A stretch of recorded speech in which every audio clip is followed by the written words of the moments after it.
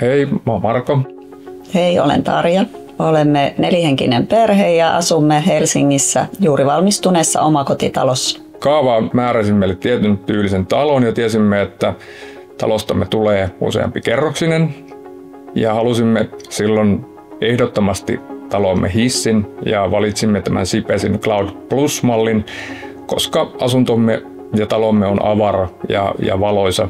Hissi ehkä oli alun perin vaimon idea ja arkkitehdin kanssa suunnitellessa löysimme rakennuksestamme hyvän paikan, mihin hissi sopii ja olemme olleet siihen erittäin tyytyväisiä.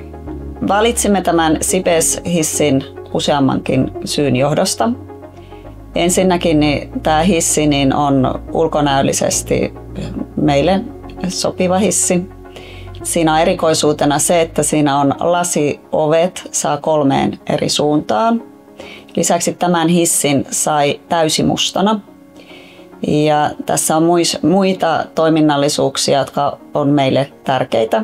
Esimerkiksi nämä numerot, jotka näyttävät kerrosluvun. Joo, ja voin tuohon vielä lisätä, että hissiä pystyy modifioimaan omaan näköisekseen hyvin pitkälle. Ja lisäksi meille oli tärkeää, että saada sellainen hissi, jossa on salunaovet.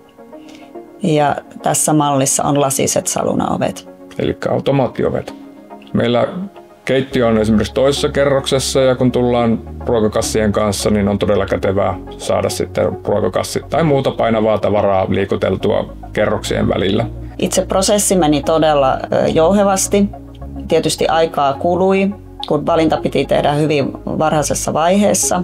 Lopputulos on meidän silmään erittäin hieno ja sopii todella hyvin tähän meidän tämmöiseen värimaailmaan ja avaraan huoneratkaisuun. Ja nimenomaan tämä lasikuilu mahdollisti sen, että pystyttiin säilyttämään se avara linja joka kerroksessa.